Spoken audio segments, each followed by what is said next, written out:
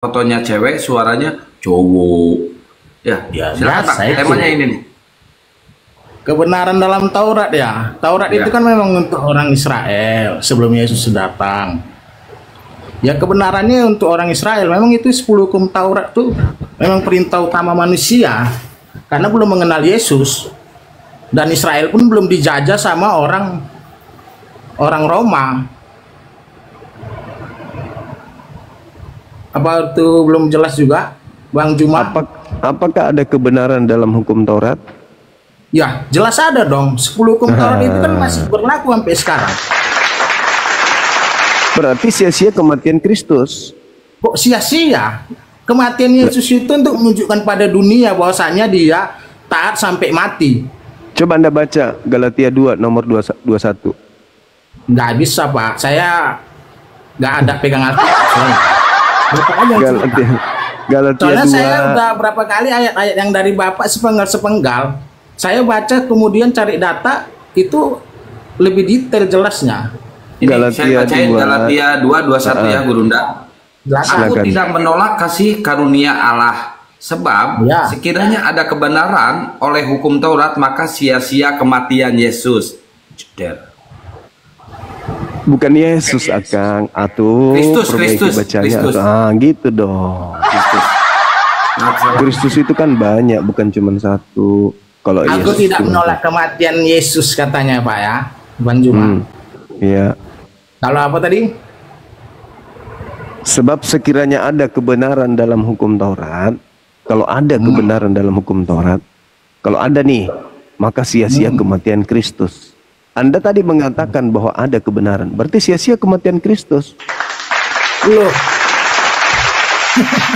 Cara berpikir seperti apa itu? Sekarang begini, Bang. Secara tradisi Yudaism, apakah mereka menerima kematian Kristus atau masih menjalankan hukum Taurat sampai hari ini? Siapa yang Bang Juma maksud yang menerima kematian Yesus? Apakah orang di zaman sebelum Yesus atau sesudah di zaman Yesus? Orang sekarang, orang Yahudi keturunan Yishak, apakah mereka menerima kematian Kristus atau mereka masih menjalankan hukum Taurat sampai hari ini? Iya. Kenapa dia nggak menerima kematian Yesus? Sementara Yesus sudah mengatakan bahwasanya karena mereka menganggap Taurat itu kebenaran, makanya mereka tidak menjadi Kristen, menerima kematian Kristus. Jangan jadi serigala berbulu domba, ente, Bang.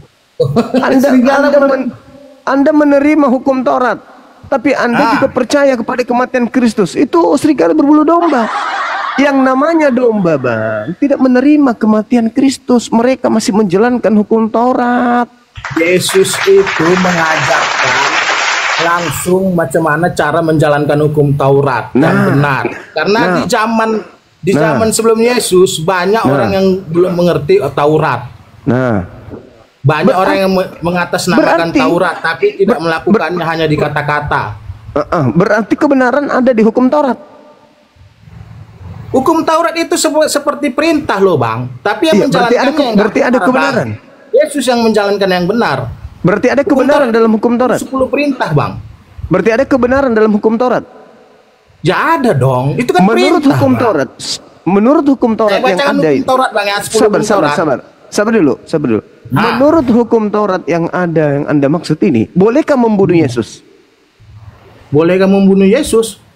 Memangnya yang bunuh Yesus memangnya orang suci? Menurut hukum Taurat yang kata Anda itu masih ada kebenaran di dalamnya, boleh nggak membunuh Yesus?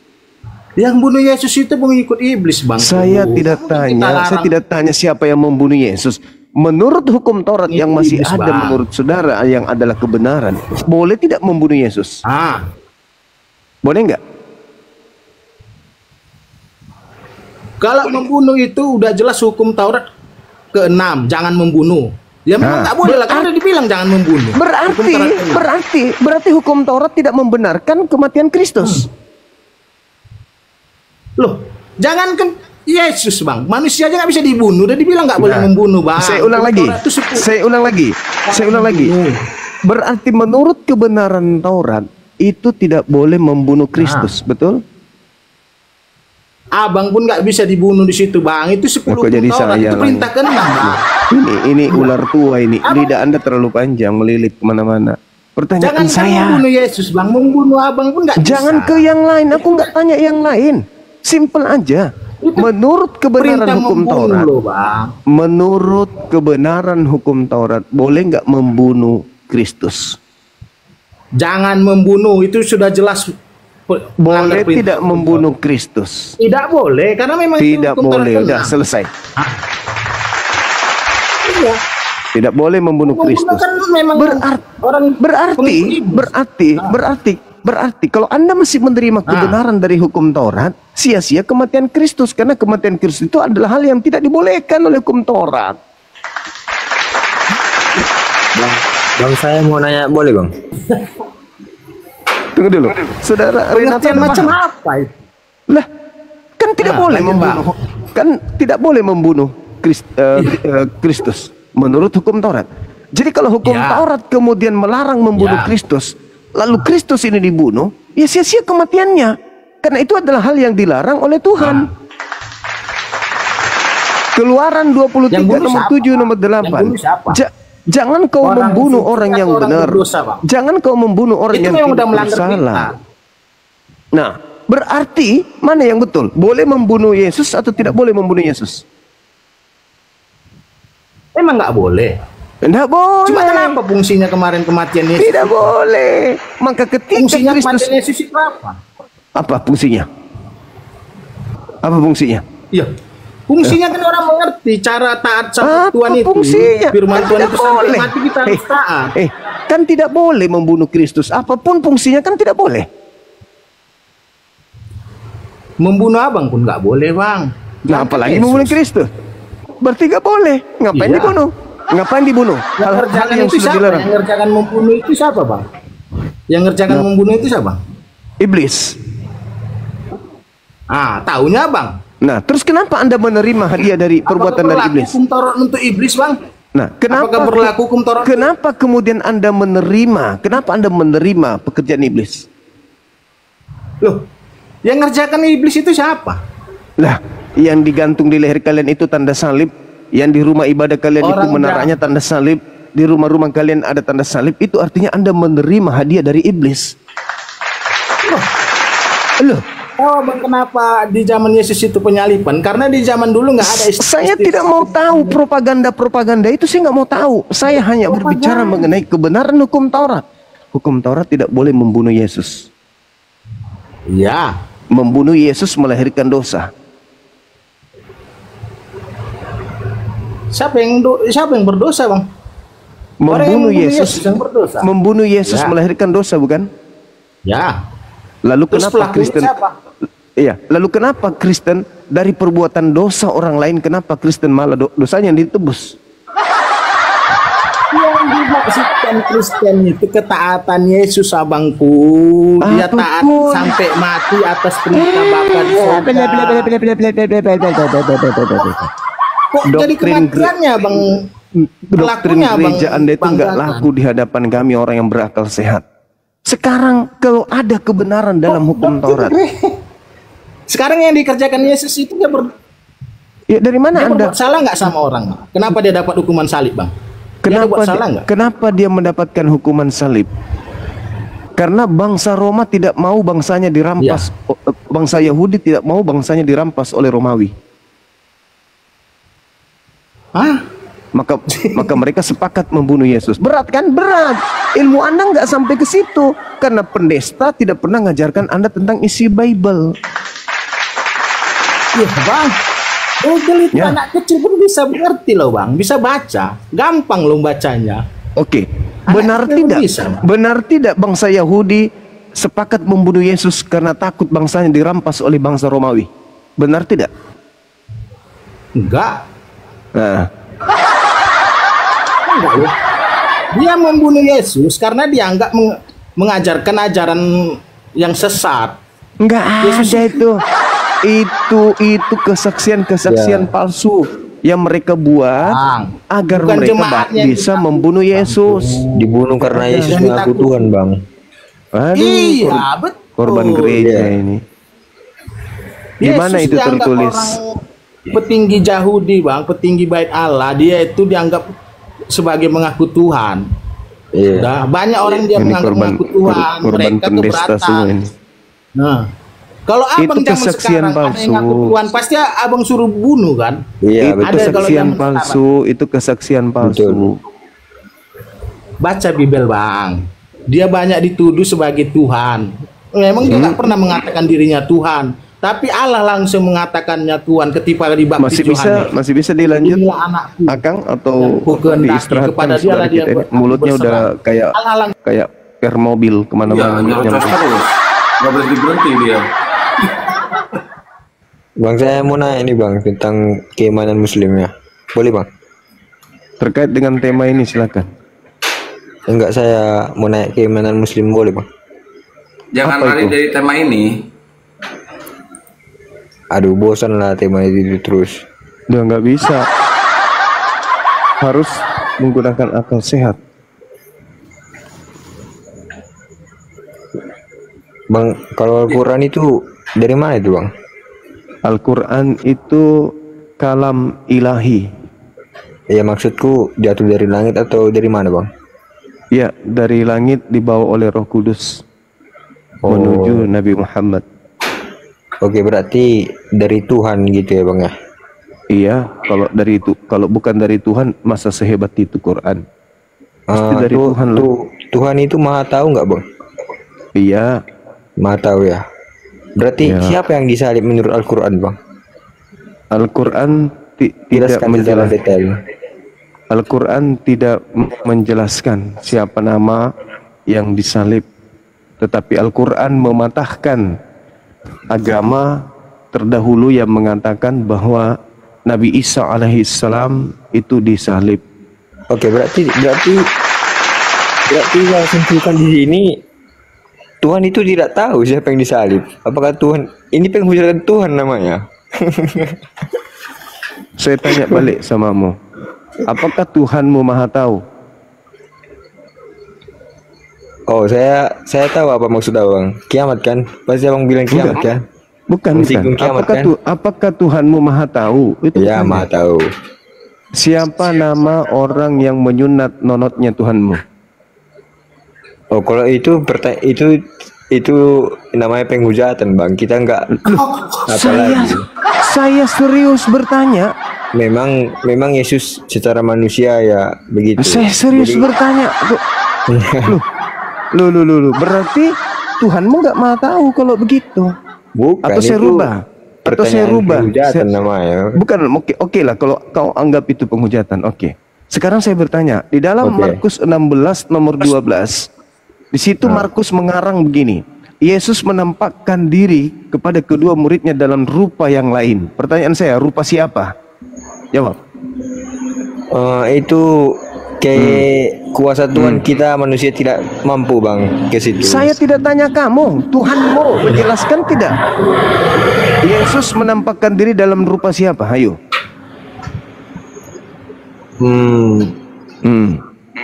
Mungkin murid itu juga nggak bisa melihat. Kok jadi mungkin? Iya. Katanya Tuhan maha tahu dengan perspektif cara berpikirmu. Jadi saya tanya samamu. Markus mengatakan Yesus menampakkan diri kepada kedua muridnya dalam rupa yang lain. Pertanyaan saya, rupa yang lain itu rupa siapa? Murid-murid itu tidak bisa melihat rupa itu karena saya tidak tanya murid. Saya tidak tanya murid, saya tanya Tuhanmu. Kenapa dia tidak mengatakan Yesus menampakkan diri dalam rupa bom-bom atau dalam rupa Edis? Ya itulah Bang, siapa yang disalib menurut Al-Quran? Ini pertanyaan saya. Namanya siapa?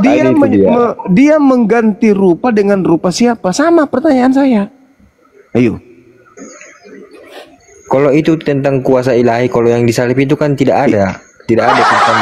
Siapa yang dipakai rupanya Yesus? Itu jawabannya. Yesus menampakkan diri dalam rupa lain, berarti Yang disalib itu bukan rupa Yesus, tapi rupa lain. Kalau Anda bertanya siapa nama yang diserupakan dengan Nabi Isa, saya pun bertanya siapa nama yang diserupakan dengan Yesus. Ayo, karena bukti daripada kebenaran Al-Quran, ketika Yesus yang disangka Yesus itu disalib, ternyata yang tampil rupa lain. Berarti memang diserupakan. Anda bertanya siapa? Ada tidak siapa? Ayatnya yang menjelaskan? Markus 16. Markus 16 nomor 12. Ayo. Oke, yang mana? Baca silakan. Saya pun tidak punya Alkitab. Dari tadi saya katakan, lalu Yesus menampakkan diri dalam rupa yang lain. Nah, rupa siapa?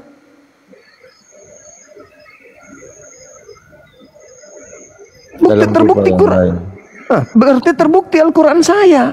Ternyata memang diserupakan. Kan begitu.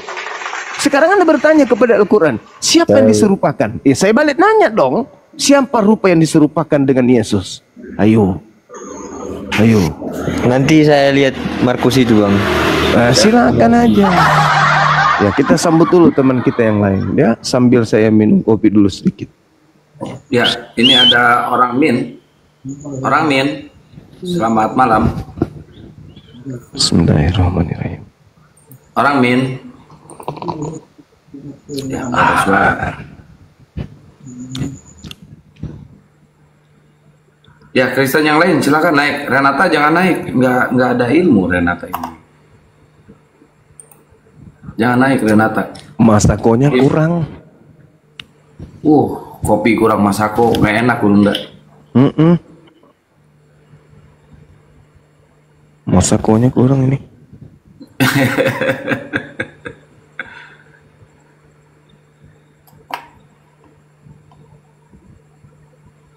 Ya itu dicermati ya Bang Naldi, dicermati.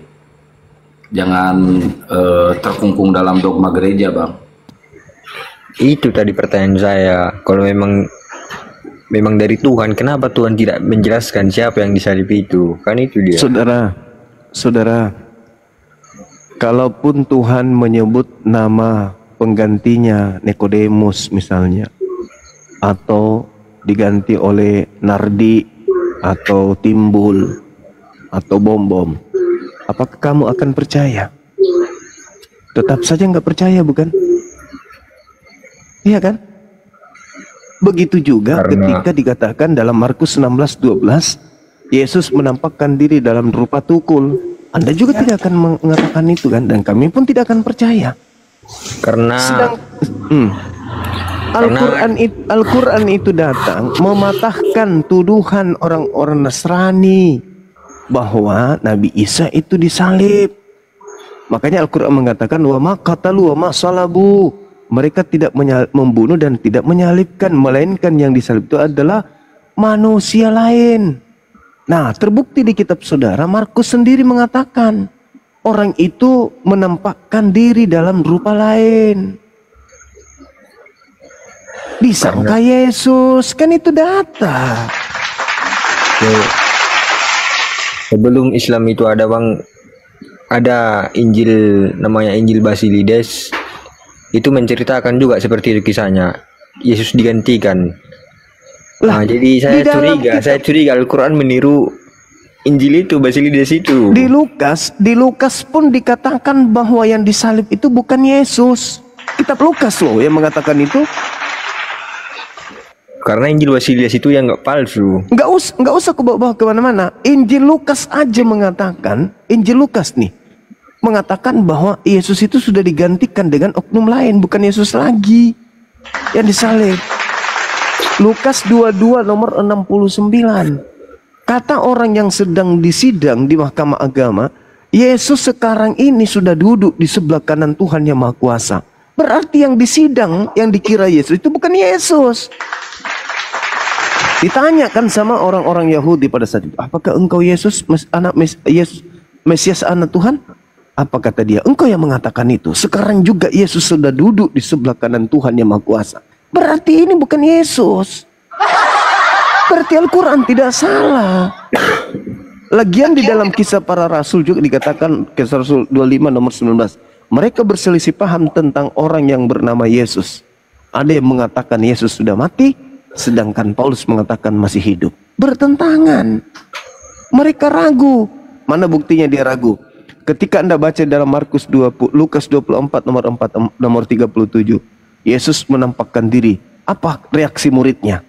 Murid kaget dan ketakutan sebab mengira melihat hantu. Ragu dia. Di mana lagi dia ragu? Muridnya ragu. Di dalam Lukas 24 nomor 9, nomor 10, nomor 11, nomor 12. Murid-muridnya nggak percaya. Di mana lagi murid-muridnya itu ragu? Di dalam Matius 28 nomor 18. Dia mendekati muridnya, tetapi sebagian dari muridnya itu ragu-ragu dan tidak percaya. Jelas itu. Berarti Al-Quran tidak salah. Di mana lagi ada ragu? Tapi di Yohanes dikatakan Maria. Peganglah tanganku Thomas, jika engkau tidak percaya. Ya Tuhan Allahku, aku percaya. Itulah bukti bahwa mereka ragu. Mereka ragu kalau itu guru mereka. Iya. Maka kan, tapi tangannya berlubang. Lah, yang disalib memang berlubang. Karena yang disalib ini adalah orang yang berlubang tangannya setelah dipaku. Tapi yang dipaku ini mereka ragu kalau itu guru mereka. Gimana sih? Mereka ragu kalau itu guru mereka. Karena kenapa mereka ragu? Karena pada saat penyaliban mereka nggak ada. Mereka kabur. Baca Markus 14 nomor 50. Semua murid Yesus lari meninggalkan Yesus. Mereka lari, mereka nggak tahu proses itu kemudian. Makanya Maria ketika masuk di goa pemakaman Yesus yang disangka Yesus, dia sudah melihat orang yang dibunuh itu, yang digantung itu, tapi dia malah tidak mengenalnya. Maria malah menganggapnya tukang kebun. Berarti memang ini sudah bukan Yesus. Markus menuliskan menampak orang ini tampak tapi bukan lagi rupa Yesus, tapi rupa lain. Al-Quran tidak pernah keliru mengatakan itu. Ayo. Sekarang kalau Anda mengatakan, saya belum buka itu tentang rupa lain. Silakan Anda buka. Di dalam Yohanes 20, Maria, orang yang intim kepadanya, orang yang meminyaki badannya, orang yang kemudian menciumi rambutnya, menciumi kakinya, meminyaki tubuhnya. Ketika kemudian dia di pemakaman, dia tidak menemukan Yesus. Padahal yang ditemani bicara itu Yesus. Tuhan, apakah engkau melihat mayat Tuhan kami? Sementara yang ditanya itu sudah Yesus. Dia pikir ini yang kutemani bicara ini tukang kebun. Alamak, masa cuma 2 hari berpisah dengan Yesus, tiba-tiba aja dia tidak mengenalnya. Itulah bukti bahwa yang tampil di situ bukan Yesus lagi. Karena memang Yesus didatangi malaikat. Dia berdoa pada sebelum penangkapan. Ya Bapa, sekiranya mungkin cawan ini biarlah berlalu dari hadapanku, tapi bukan atas kehendakku, tapi atas kehendakmu. Maka seorang malaikat datang menghampiri dan memberikan kekuatan kepadanya, sehingga dia semakin bersungguh-sungguh berdoa, sehingga peluhnya bercucuran seperti titik-titik darah yang bercucuran ke tanah. Yesus diangkat ke langit, diberi kekuatan supaya dia mempersiapkan diri meluncur ke langit bersama dengan malaikat. Berarti yang menggantikan dia bukan dia lagi, bukan dia. Tetapi memang Yesus mengatakan, waspadalah kepada penyesat yang datang kepadamu memakai namaku dan berkata akulah dia. Nah, di dalam Yohanes 18 nomor 5 ada orang berkata akulah dia. Nah, orang itu ditangkap. Orang ini yang ditangkap. Sedangkan nanti pada saat digiring, ada lagi orang yang menggunakan kain lenan yang kabur dengan telanjang. Siapa yang menggunakan kain lenan yang lepas, yang lari kabur ini? Ya Yesus. Satu-satunya informasi Yesus menggunakan kain lenan. Makanya pada saat di sidang, apakah engkau Mesias anak Tuhan? Kamu sendiri yang mengatakannya. Apalagi gunanya aku bertanya kepadamu? Apalagi gunanya aku berkata menjawabmu dan bertanya kepadamu? Kamu tidak akan percaya. Yesus sekarang ini sudah duduk di sebelah kanan Tuhan yang Maha Tinggi. Ayo. Berarti yang ditangkap ini memang bukan Yesus. Yang keluar dari kubur juga bukan Yesus. Yang datang kepada Paulus juga bukan Yesus. Yang datang di Pulau Patmos juga bukan Yesus. Itu intinya. Yang kalian sembah itu juga bukan Yesus. Begitu saudara-saudaraku. Jadi kembali kepada tema kita, apakah ada kebenaran dalam hukum Taurat? Kalau ada kebenaran dalam hukum Taurat, lepaskan Kristus. Tapi kalau Anda kemudian mengatakan tidak ada kematian Kristus itu adalah keselamatan bagi Kristen, maka katakan hukum Taurat itu tidak benar. Titik. Buktinya hari ini ada dua golongan di atas muka bumi ini yang mengusung Torah. Kok kayak Tuhan kalau yang menentukan kayak gitu. Pertama disebut Yudaism, yang kedua disebut Kristen. Enggak, kok kayak Tuhan kau menentukan kayak gitu. Diam dulu. Kau hanya manusia biasa yang modal congor aja. Diam dulu. Yahudi pemegang kitab Taurat. Dari tadi aku dengar omonganmu tuh kayak Tuhan lebih dari Tuhan kau itu. Sahabat setan, diam. Yahudi pemegang Taurat. Kristen pemegang terjemahan Taurat. Pemegang Taurat masih menjalankan hukum Taurat karena Taurat adalah kebenaran. Sedangkan Kristen memegang kematian Kristus karena mereka meninggalkan kebenaran Taurat. Karena memang Taurat bukan untuk Kristen. Maka jelas sekali kematian Kristus diterima oleh Kristen. Kebenaran Taurat masih dijalankan oleh orang Yahudi. Dua kelompok ini tidak satu, berbeda. Yahudi masih menjalankan hukum Musa, sedangkan Kristen bukan penganut hukum Musa, tetapi menerima Kristus sebagai Tuhan yang turun menjelma menjadi manusia, mati dibunuh oleh manusia. Selesai. Maka Paulus mengatakan, jika ada kebenaran dalam hukum Taurat, maka sia-sialah kematian Kristus. Anda harus menerima satu di antara keduanya. Jangan terima dua-duanya, itu gila namanya. Oke, kita ngopi lagi teman-teman.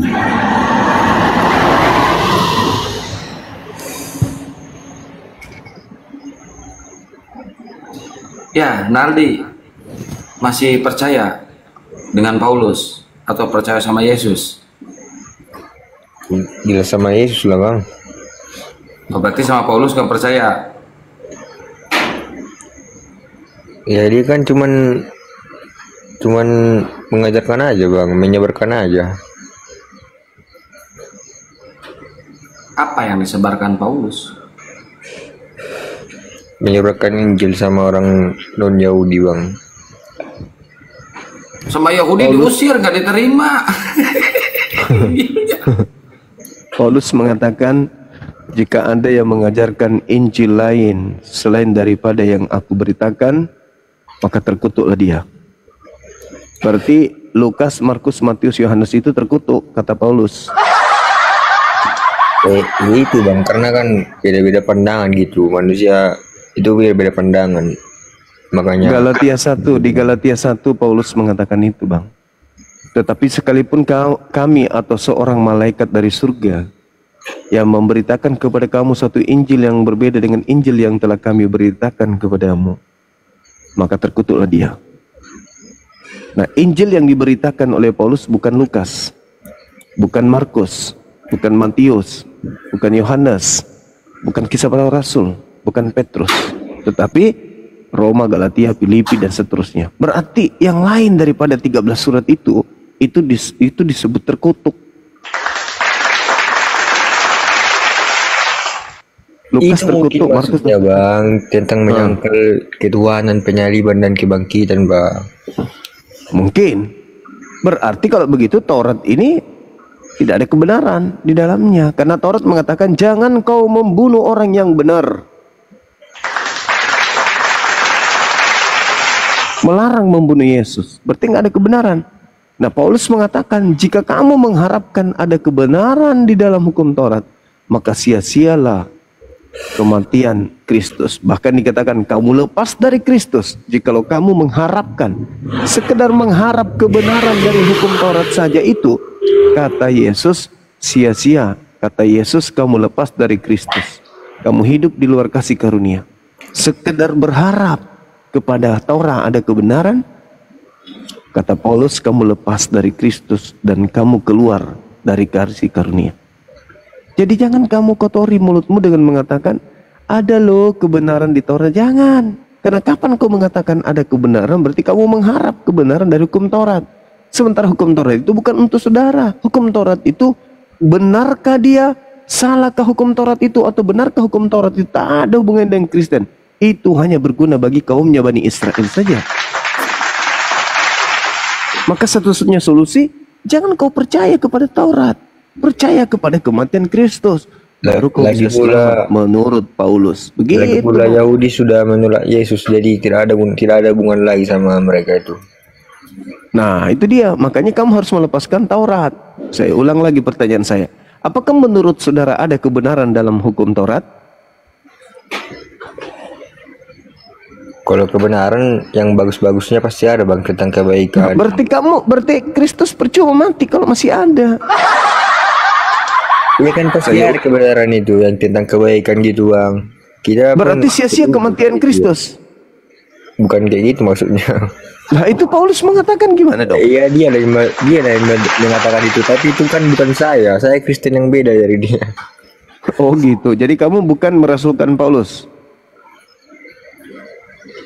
Oh kalau itu kalau tentang dia berjumpa dengan Yesus ya saya percaya, cuman saya berbeda sama dia. Bagaimana Anda bisa mengatakan Anda percaya, sedangkan yang ketemu dengan Paulus itu bukan manusia? Maria melahirkan apa menurut saudara? Manusia atau bukan? Ya itu bang, kuasa Tuhan itu. Makanya saya tanya dulu. Percaya Tuhan itu harus ada kuasanya. Maria melahirkan apa? Maria melahirkan Tuhan atau Maria melahirkan manusia atau bukan manusia? Melahirkan manusia yang dari Roh Kudus, makanya. Nah, melahirkan manusia. Paulus mengatakan dia bertemu dengan Yesus yang bukan manusia. Iblis itu manusia atau bukan? Iblis itu bukan manusia. Bisa nggak iblis mengaku Yesus? Bisa.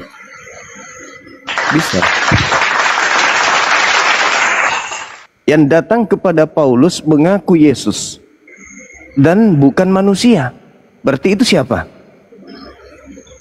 Karena bukan karena jawabannya. Itu siapa? Yesus, karena dia menyuruhkan Injil. Lah, Yesus bertobat. Yesus katanya bukan manusia. Yesus itu manusia. Sementara Paulus mengatakan dalam Galatia 1 nomor 1, aku menerima Injil bukan dari manusia, tapi dari Yesus.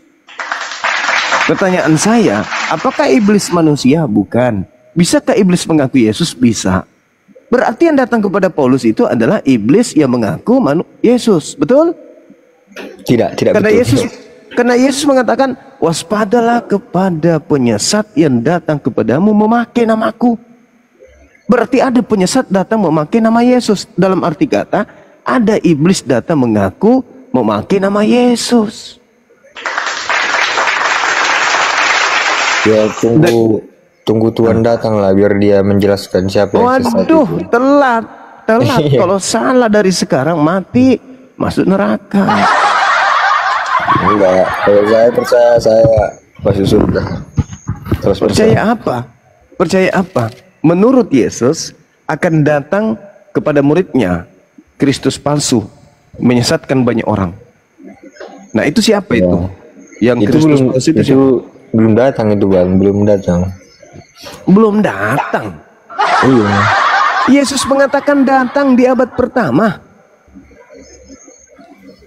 Menurutku belum datang. Itu menurutmu, tapi menurut Yesus datang di abad pertama. Datang kepada murid-muridnya angkatan pertama. Menurutku Kristus palsu itu yang nanti yang diakui Yahudi bang. Itulah nanti datang. Terus turun. Bagaimana ceritanya? Yesus berkata kepada muridnya yang asli, yang hidup sesamanya, waspadalah kepada penyesat yang datang kepada kamu, memakai namaku dan berkata, akulah Kristus. Nah itu datang kepada muridnya. Harus datang kepada murid di abad pertama. Dan Yesus itu mengatakan bahwa sekarang juga dunia dihakimi. Sekarang juga penguasa dunia yaitu iblis telah datang dan dilemparkan keluar. Telah datang itu artinya sudah datang pada zaman Yesus. Gimana dong? Kalau menurutku Paulus itu bukan iblis juga lah, karena dia malah bertobat dia bang. Menurutku dia bukan iblis. Kalau dia bertobat dari apa? Karena di dalam keyakinan kami itu dia itu sebelumnya pembunuh orang-orang Kristen gitu bang. Karena dia sebelumnya Yahudi. Kok pembunuh orang Kristen? Ada aja. Pembunuh orang Yahudi pengikut Yesus. Kristen itu pengikutnya Paulus.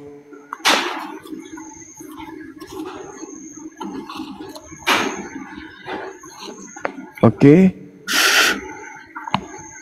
Jadi apakah ada kebenaran dalam hukum Taurat? Ada. Kalau begitu, turunkan salib yang ada di rumah Anda karena sia-sia kematian Kristus. Begitu. Abang udah ngantuk ini ya? Kok kamu tahu? Tahu lah bang, dari suaranya. Selamat malam. Sebenarnya saya sudah tidur ini, apalagi ada si Yosi manusia ngaur ini naik. Udahlah. Kenapa saya dibilang ngawur? Aduh. Tapi sebenarnya Muslim itu lebih baik daripada Yahudi. Oh iya dong.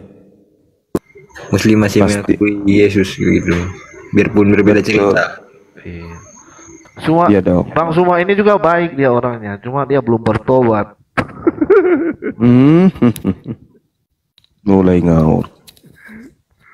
Cuma kalau dia sudah bertobat, nanti jadi kayak Paulus dia. Gitu. Jadi rasulmu? Enggak, bukan rasulku. Tapi nanti jadi Balik. Itu kan Kristen yang bertobat karena diskusi dengan Bang Juma. Nih. Dulu kan Paulus tuh jahat. Karena dia bertobat, dia jadi orang baik. Mengabarkan Injil, gitu loh. Orang baik mengajar menyembah kepada Kristus, gitu. Iya, menyembah kepada ajaran yang benar. Ajaran yang benar yang mana? Yang membuat orang menjadi manusia. Gitu. Jadi menurut saudara, apakah di dalam Taurat itu ada kebenaran? Iya dong. Lah, berarti sia-sia kematian Kristus. Tidak sia-sia karena Torah itu. Nah, ya, Paulus mengatakan itu. Paulus yang mengatakan. Jadi gini, kenapa hukum kasih itu ada? Dulu kenapa lari ke kasih nih? Itu kan Torah juga, hukum Torat ada di hukum. Itu kan udah aku bilang ngaur kan? Udah aku bilang kan tadi. Kok ngaur? Gini loh. Jika ada kebenaran di dalam hukum Taurat, maka sia-sialah kematian Kristus. Jadi menurut Bang Suma di hukum Taurat nggak ada kebenaran. Loh, kok jadi saya abangku? Kalau menurut saya sebagai Muslim, wa min qablihi kitabu Musa imama wa rahma wa hadha kitabun musaddiqul lisanan arabiyyan liyunzira alladzina zalamu wa busyra lil muhsinin. Al-Quran saya mengatakan kitab Taurat itu sebagai petunjuk dan sebagai rahmat. Nah, itu menurut Al-Quran saya. Nah, menurut Paulus tidak ada kebenaran dalam hukum Taurat. Itu menurut Paulus. Baca dulu yang benar. Di mana dikatakan tidak ada kebenaran? Taurat yang mana? Galatia 2 nomor 16. Coba. Dibuka dulu Kiang Santang. Bacalah. Iya, baca itu dari ayat sebelumnya dan sesudahnya. Alamak. Iya lah. Emang kalau baca Quran gimana? Langsung ayat-ayat aja orang langsung mengerti, enggak kan? Ya udah, baca Kang, bacain Kang. Baca Kang, baca. Minta tolong. Jadi kata Bang Suma tidak ada kebenaran di Taurat. Kata Paulus, bukan saya.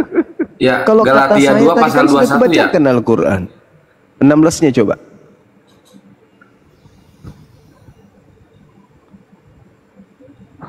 Aduh lama ini.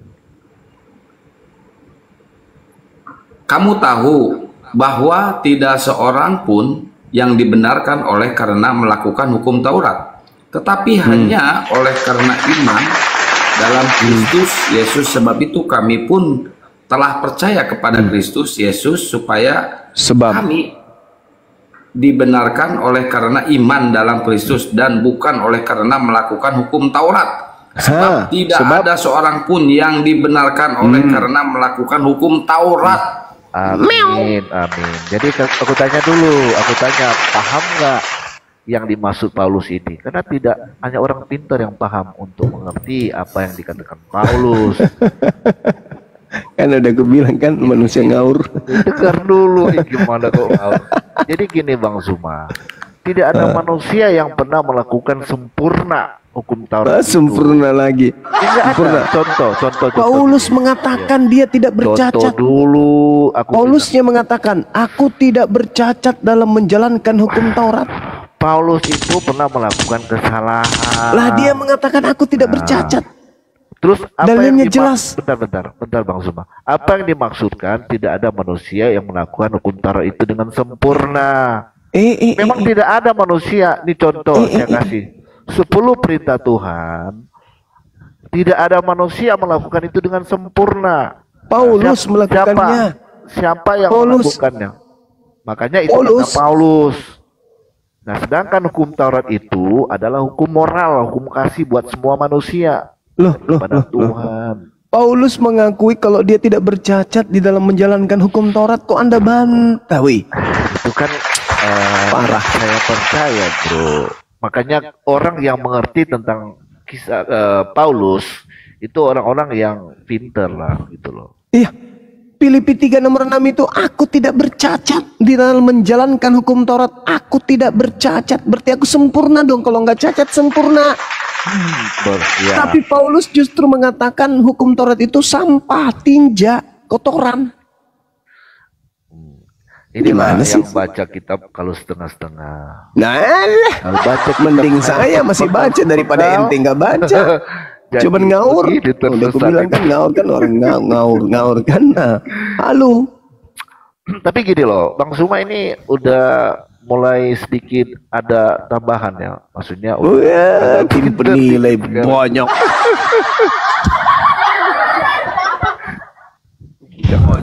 Intinya kata Paulus, tidak ada kebenaran dalam hukum Taurat. Kalau ada kebenaran, maka sia-sialah kematian Kristus. Kalian harus memilih di antara keduanya. Sedikit lagi Bang Zuma ini bisa taubat. Kalau saya bertaubat, misal jadi kayak Paulus nanti. Misalkan saya masuk gereja mengajarkan Bible, maka cuman butuh 2 bulan gerejanya berubah menjadi menara masjid. Tapi gitu loh, karena semua akan sholat. Gini loh Bang Zuma, dari dulu tidak pernah aku dapat jawaban dari Bang Zuma ini. Apalagi ngaur lagi. Ngaur lagi ini pasti.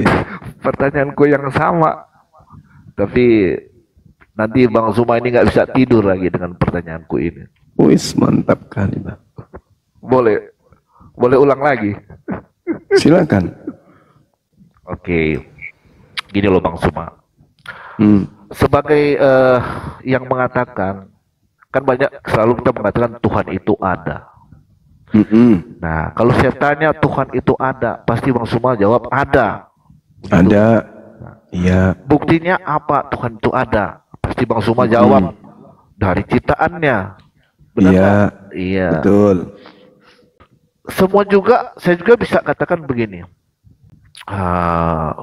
Batman itu ada nggak? Saya juga bisa bilang ada. Terus nanti ditanya, bagaimana kamu mengatakan Batman itu ada? Nah, saya bilang dari ciptaannya. Apa ciptaannya? Saya bilang aja, ini ada pohon, ada hewan. Kan gitu. Nah, kenapa saya katakan, saya bertanya begini? Karena memang tidak ada yang pernah melihat Tuhan. Tapi Tuhannya Bang Zuma ya, yaitu Tuhannya Muhammad. Benar nggak? Karena memang tidak ada manusia yang pernah melihat Tuhan Tuhannya Muhammad. Karena Tuhannya Muhammad tidak serupa dengan apapun. Dan tidak serupa dengan makhluk. Dan tidak ada orang yang pernah melihatnya. Bahkan Nabi dan Rasul tidak pernah melihatnya. Benar atau salah? Ya. Benar.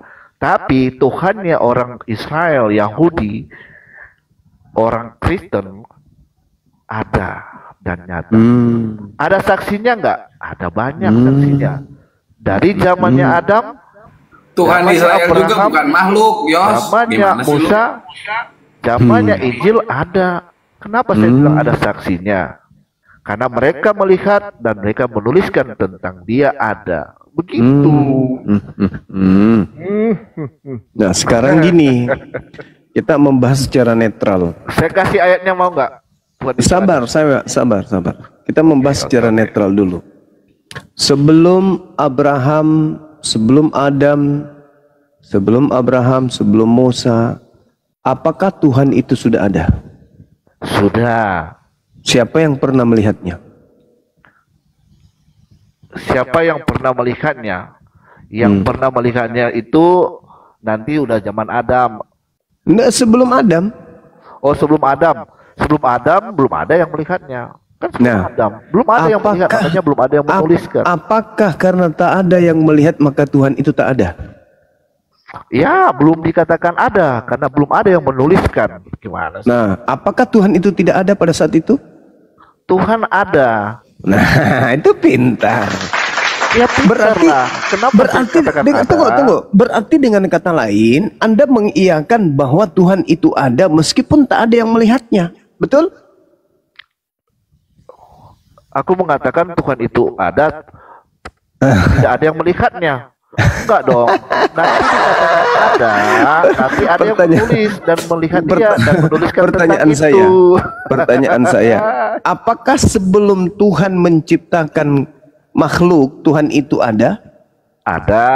Ada. Meskipun tak ada yang melihatnya. Oh enggak, harus ada yang melihatnya baru dikatakan ada.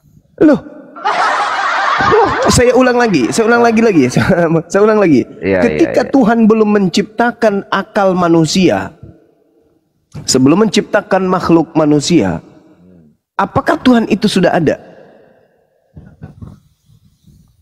Kalau belum ada yang pernah melihat, belum ada akal, belum dikatakan ada. Tapi ada, Tuhan itu sudah ada. Kan belum ada akal. Belum sekarang mengatakan ada. Pada saat belum dicipta segala sesuatunya, apakah Tuhan itu sudah ada? Belum ada akal, belum bisa dikatakan ada karena belum pernah ada yang melihatnya. Berarti Tuhan itu tidak ada. Bentar. Berarti Tuhan itu nggak ada sebelum dia menciptakan, Tuhan itu nggak ada gitu. Bentar. Kenapa saya mengatakan ada? Karena sudah ada yang pernah melihatnya dan berarti Anda tidak menerima Tuhan itu ada dari semula. Oh, saya bilang Tuhan itu ada dari semula. Nah, siapa yang melihatnya? Yang melihatnya ya Abraham. Lah, sebelum segala sesuatunya diciptakan, apakah Tuhan itu sudah ada? Ya, sudah ada. Meskipun tak ada yang melihatnya. Oh, belum bisa dikatakan ada karena pesulap. Ada yang mengatakan itu ada. Gila berarti. Gimana sih? Sudah gila berarti. Gimana ceritanya? Anda mengatakan Tuhan itu ada sebelum ada ciptaan. Tuhan itu ada sebelum ada yang sebelum ada ciptaan. Berarti Tuhan tanpa nuzul ke bumi tetap aja Tuhan itu ada. Nah, dari mana kamu mengatakan itu Tuhan ada? Loh, saya ulang pertanyaan saya. Jawabannya ada di Anda. Apakah jawabannya ada di Anda? Ini serius. Jawabannya ada di Anda. Apakah Tuhan itu ada sebelum ada ciptaan? Ya, saya jawabannya. Tuhan itu sudah ada sebelum ada ciptaan. Itu sudah ada. Dan ya, kenapa dikonfirmasi? Iya, kenapa dikonfirmasi dia ada? Karena Nabi dan Rasul melihat dia dan menuliskan tentang dia. Bagaimana ceritanya orang ini? Bentar. Sekarang pertanyaanku, gimana dikatakan Tuhannya Muhammad itu ada, sedangkan tidak ada yang melihatnya dia dan menuliskan tentang dia? Sekarang jawabannya ada di Anda. Jawabannya ada di Anda. Anda tadi mengatakan bahwa Tuhan itu ada sebelum segala sesuatunya itu dicipta. Al-Quran saya mengatakan, innalladzina yakhshawna rabbahum bil ghaibi lahum maghfiratu wa ajrun kabir. Sesungguhnya orang-orang yang takut kepada Tuhannya yang tidak terlihat oleh mereka, mereka memperoleh ampunan dan pahala yang besar. Di ayat lain Allah Subhanahu wa taala mengatakan, innama tunziru manittaba'az zikra wa khasyiyar rahmana bil ghaib fabashshirhu bimaghfirati wa ajrin karim. Sesungguhnya engkau hanya memberi peringatan kepada orang-orang yang mau mengikuti peringatan dan takut kepada Tuhan yang Maha Pengasih meskipun mereka tidak melihatnya, maka berilah mereka kabar gembira dengan ampunan dan pahala yang mulia. Di ayat lain Al-Quranul Karim mengatakan, sanurihim ayatina fil afaq wa fi anfusihim hatta yatabayyana lahum annahul haqq. Awalam yakfir bi rabbika anna ala kulli syai'in syahida. Nah, gitu sedikitnya kayak gitu dalilnya. Kami kata Allah akan memperlihatkan kepada manusia tanda-tanda keberadaan kami, kebesaran kami di segenap penjuru dan pada diri mereka sendiri. Lalu kemudian banyak ayat termasuk Al-Quran surah Kahf, bagaimana Allah mengatakan, aku lebih dekat kepada manusia daripada manusia terhadap urat lehernya sendiri. Artinya bahwasanya Tuhan itu ada meskipun manusia tak melihatnya. Nah, Anda sendiri tadi mengatakan Tuhan itu ada meskipun ciptaan belum ada. Bedanya antara Anda dengan saya, Tuhan Anda harus jadi bayi. Baru Anda katakan ada. Kalau kami tidak, Tuhan kami tidak seperti itu. Tuhan kami bukan makhluk. Tuhan kami itu Khalik, pencipta. Itu bedanya kita, kawan. Makanya Tuhannya yang dikatakan ada tidak pernah dilihat manusia. Nabi dan Rasul Tuhan itu ada. Sekarang Tuhan itu apakah Tuhan itu batal ada karena tidak pernah dilihat? Iya, kalau tidak ada yang dilihat, bagaimana saya mau percaya? Dilihat aja kan. Tadi Anda mengatakan bahwa Tuhan itu ada meskipun ciptaan belum ada. Sesuatu itu yang kita percaya ada saksinya, gitu kan? Nah, Tuhan apa sih alam semesta ini saksi adanya Tuhan. Aduh, yang menciptakan alam semesta ini Tuhan. Itulah bukti Tuhan itu ada. Masa kita mau bertanya sama pohon, Tuhan itu ada? Lah itulah gunanya akal. Makanya kau jangan menuhankan makhluk. Apakah pohon bisa menjawab? Ya Allah ya Karim. Gak bisa kan? Makanya begini saudara, yang kami sembah itu Tuhan pencipta langit dan bumi ini. Tuhan yang kami sembah adalah Tuhan yang menciptakan, bukan yang diciptakan. Sekarang Anda percaya nggak Tuhan itu ada? Percaya. Nah itulah yang kami sembah.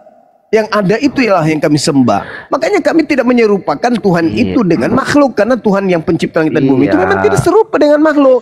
Ketika Anda menyembah manusia, berarti Anda menyerupakan Tuhan dengan manusia. Berarti Anda menganggap Tuhan itu manusia. Lucu orang ini. Sudah. Memang kalau di Islam tidak menyerupakan dengan apapun, dan memang tidak ada saksi atau nabi dan rasul pernah bertemu dengan Tuhannya.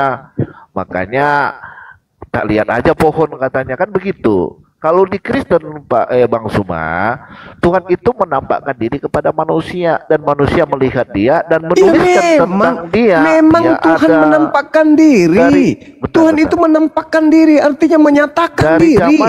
Tuhan menyatakan diri. Alamak. Saya kasih dalil Bang Suma. Dari zamannya Abraham. Udahlah, Anda istirahat aja lah. Anda istirahat. Anda belum bisa Anda berdiskusi tentang Tuhan dengan saya. Anda penganut agama pagan. Anda berbicara tentang Tuhan, di mana Anda meludah, habis itu Anda jilat ludah Anda sendiri. Baik kalau bukan dahak. Ngapain saya habiskan waktu dengan orang yang tak berakal sehat? Anda harus waras dulu, baru bicara tentang Tuhan. Kalau Anda nggak waras, nggak boleh Anda berbicara dengan Tuhan. Anda mau bertanya ke pohon, apakah Tuhan itu ada? Dengan adanya pohon pun bagi orang berakal sudah tahu Tuhan itu ada. Hanya karena melihat alam semesta ini orang sehat sudah tahu Tuhan itu ada. Lantas Anda mengatakan, mana buktinya? Anda hanya melihat pohon. Itulah orang berakal. Tuhan itu tidak serupa dengan makhluk. Intinya Tuhan itu ada. Tuhan itulah yang kami sembah. Yang ada itu untuk kita berhubungan dengan dia. Tuhan itu mengutus para nabi.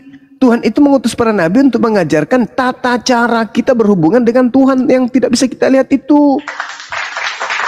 Itulah yang ada dalam Al-Quran. Innama tunziru man ittaba dzikra wa khashiya ar-rahman bil ghaib fabashshirhu bimaghfiratin wa ajrin karim.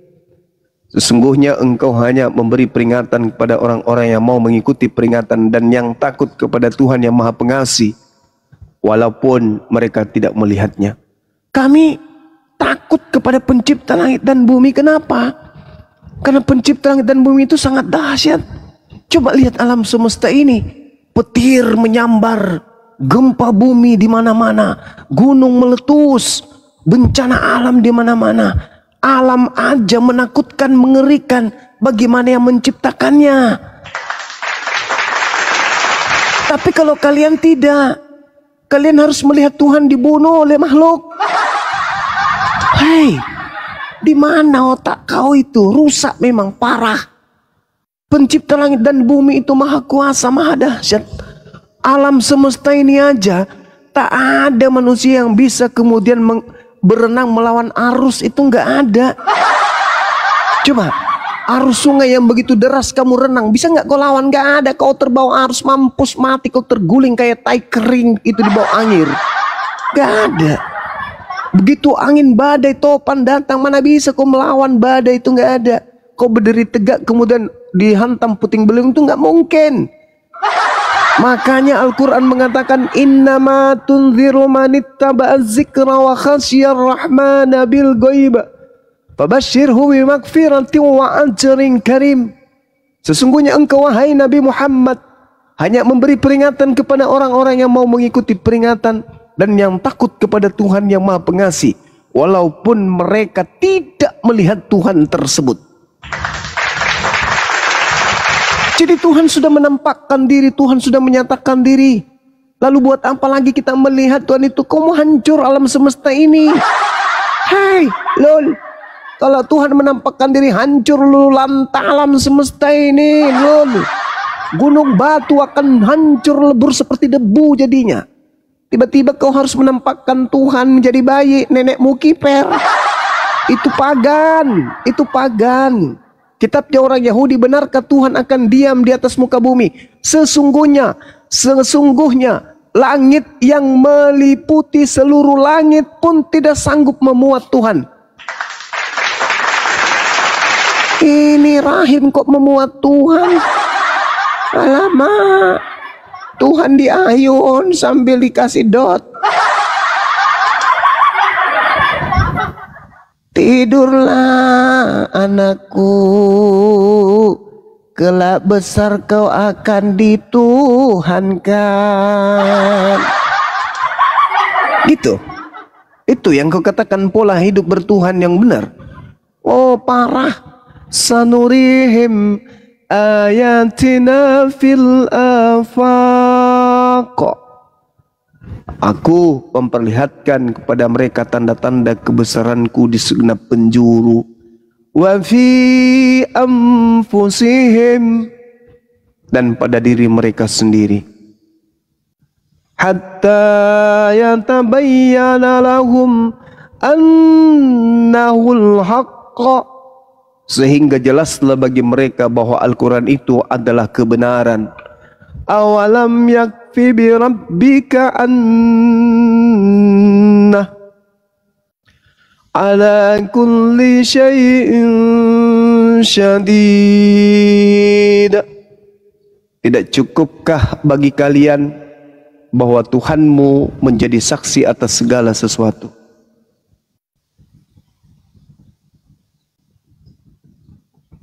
Jelas bagi orang berakal sehat. Jika kamu berakal, tengok alam ini. Siapa yang menciptakan? Tuhan. Ya sudah, berarti kamu sadar Tuhan itu ada. Meskipun kau tak melihatnya, ya. Meskipun kami tak melihatnya. Apakah bagi orang-orang yang berakal masih butuh Tuhan turun ke bumi jadi seorang manusia? Tidak. Karena itu mustahil. Tidak mungkin Tuhan berubah menjadi bukan Tuhan. Kalau Tuhan berubah menjadi manusia, berarti Tuhan berubah menjadi bukan Tuhan. Karena manusia bukan Tuhan. Manusia ciptaan, berarti Tuhan berubah menjadi ciptaan. Itu mustahil. Oke? Jadi kembali kepada tema kita. Adakah kebenaran dalam hukum Taurat? Ada. Paulus mengatakan, kalau ada, maka sia-sialah kematian Kristus. Emang bagi orang berakal memang sia-sia, ngapain? Bagi orang berakal cukup mengikuti instruksi para nabi. Apa instruksi para nabi? Bertobat. Bertobat ketika bersalah. Bertobat ketika memiliki kesalahan. Bertobat ketika memiliki kehilafan. Tidak perlu kemudian melakukan hal yang lain. Bahkan di dalam kitab mereka sendiri diterangkan bahwasanya orang-orang benar itu hanya bertobat jika mereka kemudian melakukan kesalahan. Tidak perlu dengan mati Tuhan di atas salib. Apa buktinya? Kita lihat ucapan-ucapan Yesus. Markus 2 nomor 5. Ketika Yesus melihat iman mereka, berkatalah Yesus kepada orang lumpuh itu, "Hai anakku, dosamu sudah diampuni." Markus 9 nomor 2. Maka dibawa oranglah kepadanya seorang lumpuh yang berbaring di tempat tidurnya. Ketika Yesus melihat iman mereka, berkatalah Yesus kepada orang lumpuh itu, "Percayalah hai anakku, dosamu sudah diampuni." Lukas 7 nomor 48. Lalu ia berkata kepada perempuan itu, "Dosamu telah diampuni." 1 Yohanes 1:9. Jika kita mengaku dosa kita, maka Dia adalah setia dan adil sehingga Ia akan mengampuni segala dosa kita dan mensucikan kita dari segala kejahatan. Kisah Para Rasul 3 nomor 19. Karena itu sadarlah dan bertobatlah supaya dosamu dihapuskan. Jadi tidak perlu sia-sia aja, ngapain? Orang bertobat aja udah terhapus dosa kok. Kata siapa? Kata Yesus. Jadi tinggal Anda berpikir aja. Kalau ada kebenaran dalam hukum Taurat, menurut saudara, sia-sia kematian Kristus. Sekarang Anda harus milih nih. Tetap berada pada kematian Kristus menyebut dosa, mengampuni dosa kalian, atau